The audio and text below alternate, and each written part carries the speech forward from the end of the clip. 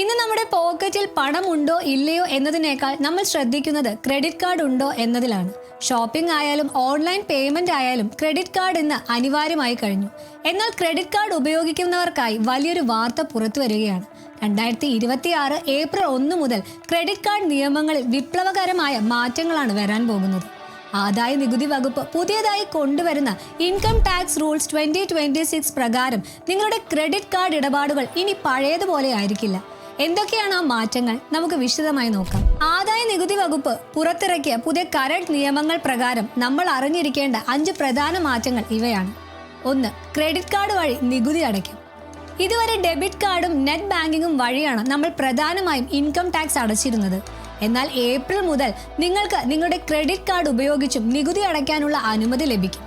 കയ്യിൽ പണമില്ലാത്ത സമയത്ത് ടാക്സ് അടയ്ക്കാൻ ഇത് സൗകര്യപ്രദമാണെങ്കിലും ക്രെഡിറ്റ് കാർഡിലെ ഉയർന്ന പലിശ നിരക്ക് മറക്കരുത്. 2. കമ്പനി നൽകുന്ന ക്രെഡിറ്റ് കാർഡുകൾ. നിങ്ങളുടെ കമ്പനി നിങ്ങൾക്ക് ഒരു ക്രെഡിറ്റ് കാർഡ് നൽകിയിട്ടുണ്ടെങ്കിൽ ഇനി സൂക്ഷിക്കണം.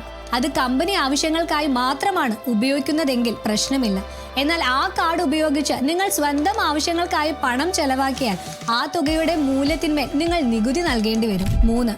പാൻ കാർഡ് നിർബന്ധം. ഇനി മുതൽ ഏതെങ്കിലും ബാങ്കിൽ നിന്നോ സ്ഥാപനങ്ങളിൽ നിന്നോ പുതിയ ക്രെഡിറ്റ് കാർഡ് ലഭിക്കണമെങ്കിൽ പാൻ കാർഡ് നിർബന്ധമാണ്. നിങ്ങളുടെ സാമ്പത്തിക വിവരങ്ങൾ ഇൻകം ടാക്സ് സിസ്റ്റവുമായി എളുപ്പത്തിൽ ലിങ്ക് ചെയ്യാനാണ് ഈ നീക്കം. 4.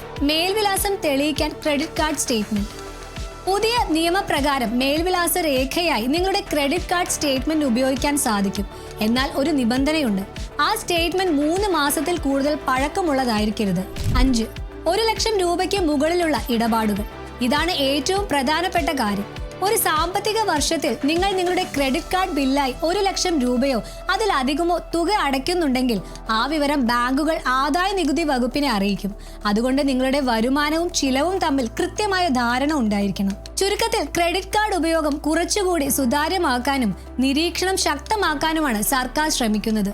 ഈ നിയമങ്ങൾ 1962 പഴയ നിയമങ്ങൾക്ക് പകരമായിട്ടാണ് വരുന്നത്.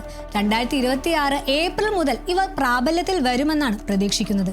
ക്രെഡിറ്റ് കാർഡ് ഉപയോഗിക്കുമ്പോൾ ഈ മാറ്റങ്ങൾ മനസ്സിൽ വെക്കുക. ഈ വീഡിയോ ഉപകാരപ്രദമായെങ്കിൽ ലൈക്ക് ചെയ്യുക, സുഹൃത്തുക്കൾക്കും ഷെയർ ചെയ്യുക.